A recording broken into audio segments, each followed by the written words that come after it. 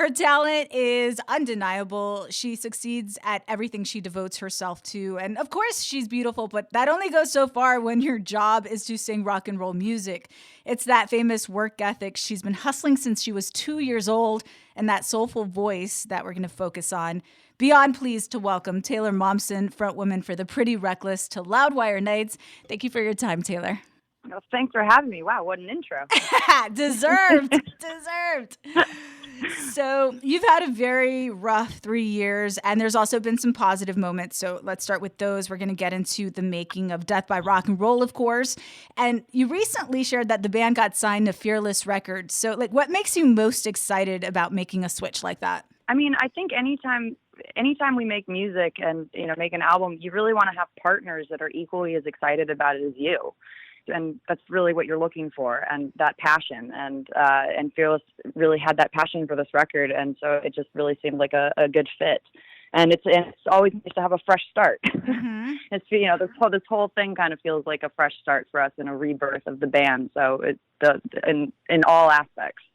You talked about how the record feels like a rebirth, and I'm wondering, do you look at 26 years, which I can't even believe, you're so young, you're still 26. I feel like Taylor Momsen's always been around, but do you look at maybe 22-year-old Taylor Momsen and think, I've really come a long way. There's things about me now that are so different. Oh, definitely. I've definitely grown up and matured, and you live and you learn. You make mistakes. I mean, life hits you, throws curveballs at you left and right, and it's how you handle them and move forward that I think define you.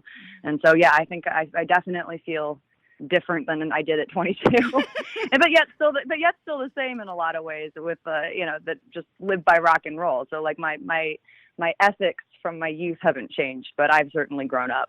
Right. All right. So cool. New home, new record.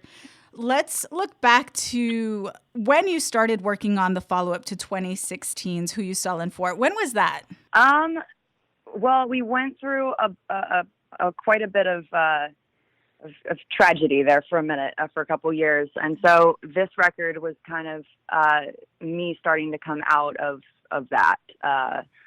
I went down for a while there, and so this record, when I started writing that, was the start of me going on an upswing and really needing to get back in the studio and make music again.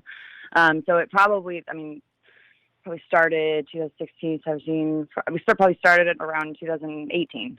Okay. Probably the writing for this. I'm doing math right in my head. Okay. So my question is, and I have to share this just so that all these questions make sense to the listeners. You've had two major passings in the last 3 years, right? Chris Cornell, your musical idol, and also your producer, and I think you called him your musical soulmate, if I'm correct, Kato Kanwala. Yeah. He passed in 2018. So I'm wondering if all of these songs were written post Kato's passing. Yeah. They were. I mean, yes. Okay. Yes. So since you were accustomed to working with him and writing with him, how do you adjust your approach and get your head back in the game, get the creative juices flowing once again after something that's been so traumatic for you? Music for me has always been the thing that's been my salvation. It's always been the thing that I could do in my bedroom and helped me stay sane. And so so I turned to music again, and it once again saved my life. It really brought me back to life again. And, I forever credit rock and roll to that. It's unabashedly allows you to go through whatever emotions you're going through, and it doesn't judge you, and it embraces it and embraces you and allows you to have freedom and be free with what you're feeling, with what you're writing, with what you're experiencing. And that culminated into this record. Did you find that you had to in any way adjust or change the way you write? Not really, no. It was more just about I didn't really change anything. It was more just about reflecting on what had happened and trying to figure out how to put that into songs, and good songs, because I think that's the goal every time we make an album or even just a one song, is to better yourself from the last time you did this. You don't want to get worse. You want to get better. Yeah. And so I think that's always the main focus is what I need to make something as good as I humanly possibly can. When did Matt Cameron, for those who are unfamiliar, Soundgarden Pearl Jam drummer, if you're unfamiliar, I don't know what rock you live under, but when did he get involved with the upcoming fourth studio album? Well, Matt and I have developed quite a friendship, and we had this tune for this record that I can't really talk too much about yet because it's not out, but that was just begging for Soundgarden. It was a Soundgarden type tune. And so I called up Matt and Kim from Soundgarden and said, hey, do you guys want to play on this?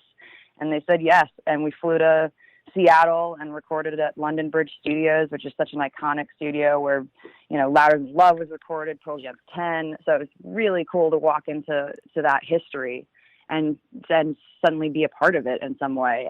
And it turned out it's one of my favorite songs on the record, and I can't wait for people to hear it. It's awesome. Okay. So is that the extent of his collaborating on this record? Is that one track? It is. Him and Kim. Kim Sale too. So yeah. Okay. Exciting.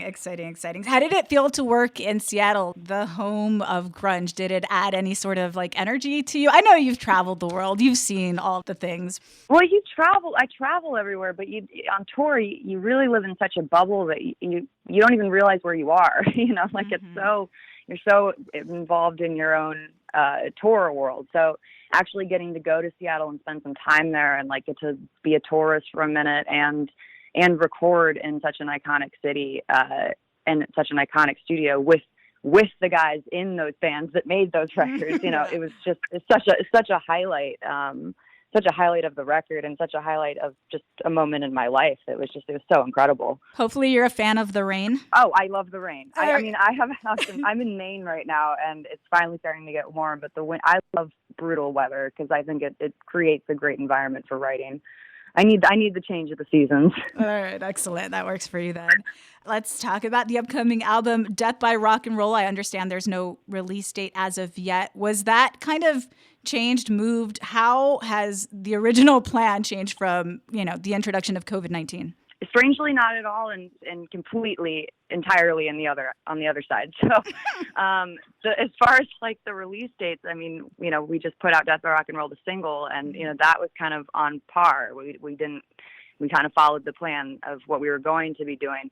The biggest difference is we're not on tour, obviously. We were supposed to be on tour right now, and it was some of the greatest touring we've ever had. I mean, it was the Foo Fighters and Guns N' Roses and Pearl Jam, and I'm not gonna lie, it's a real bummer because when you put out songs, especially rock songs like Death by Rock and Roll, they're screaming to be played live.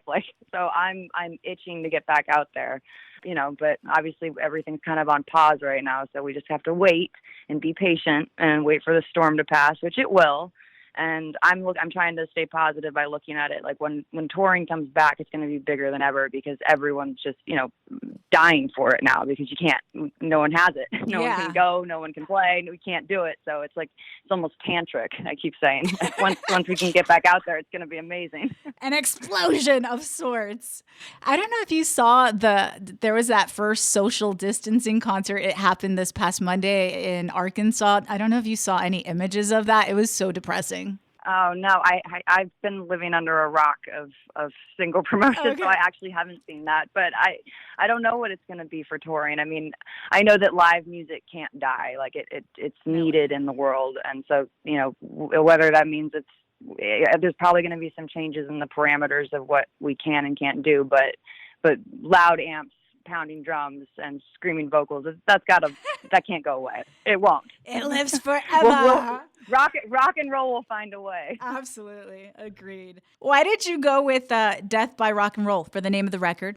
It really seemed to just kind of culminate. That line really culminated everything we went through. It's a battle cry to rock and roll of live your life your own way, go out your own way. Rock and roll is freedom. No one can tell you any different. And that's really kind of the ethic that I've lived my life by and still do. And it's a mentality, it's a lifestyle, it's a whole thing. And so it's life in rock and roll and death in rock and roll. It's full circle. I don't say this unless I mean it. Your vocals sound better than they ever have. And you've always been one of the strongest vocalists around. I mean, I'm sure you thank you. Yeah, it sounds so good. Oh, thank you. Well, we worked really hard on it. I can tell you that. It sounds like it. It didn't come exactly easy, but so I'm glad that you like it. Definitely. How did the song come to you? Death by Rock and Roll. That song was kind of like 10. It's kind of an interesting, weird story because it was kind of 10 years in the making. It was a demo that Ben had recorded 10 years ago, and then when all this tragedy struck, that line seemed really poignant again. So we revisited the song, and I finished writing it, and we recorded it, and it really kind of was the line and the ethic was the thing that kind of like started the record. It's the first song on the record. It started the recording of the record. It was like, I have a vision now. Go. Who was to think something from 10 years ago? I know. Well, that happens every time you start writing a record. You tend to, at least I do, I tend to revisit old stuff that I never finished. And a lot of the time it doesn't make the cut again because it didn't make the cut the first time. There's a reason for that. But you tend to kind of go backwards before you go forwards. And in this case, we went backwards and really propelled it into what it is now. It was that spark. The cover art for the single is you on a motorcycle, looking amazing, of course. But it's not lost. It's not lost on many that Kato passed of complications from a motorcycle accident. So, what were you saying with that strong image? Well, we wanted to make. The song is bold, so we wanted to make an image that was equally as bold as the song. Like it had to go with it, and so that was really. We wanted to make a kind of a classic album cover. Like rock and roll album cover for a single, because you don't see that a lot. We've never really done that, and really kind of go balls out, like full on. But yeah, it's obviously paying some homage. Yeah, I haven't had the pleasure of hearing the entire record yet. What can you tell us about the overall lyrical content? It's hard to talk about the record before it's out. It really is, because I don't want to give anything away. I find it hard to talk about music in general because it's like, talking about music's like dancing about architecture. Yeah. It's all there in the songs. There's definitely common themes that run through it, but there's something for everyone on it. It really feels like our first record in a way. That it's a level up. It's a step up from anything we've done before, and I'm really excited for people to hear it. Death by Rock and Roll is just the tip of the iceberg. How many times have you listened to the record in full? So many times I've lost count. What do you listen for? Like now that it's done, it's already done. You're not going back. You're not tweaking anything. So what are you listening for after the 50th time? 50th, try like 500 times, but I think you just I try to learn from it. I try to, I go through phases where you start nitpicking things and going, I should have done this, I should have done that. Then you kind of let that go and you just, you accept it is what it is. And then you just try to learn and start thinking about where it's going to go next. I don't think you can answer this, but I'm going to ask anyway. You recently popped up on In This Moment's latest album, Mother. You did that cover of We Will Rock You with Lizzie Hale, Maria Brink. Can we expect any features on Death by Rock and Roll outside of Matt and Kim? There's one more, yeah. Okay. I don't know if there's one more. I don't know if I'm supposed to say who yet, but yes, there's one. There's one more. So stay tuned. It's pretty cool. Is it a woman or a man? It is a man. A man. Ooh, that's a twist. Because I thought maybe one of the girls. Okay. All righty. It's another. I'll give you more of a hint. It's another musician. It's not a singer.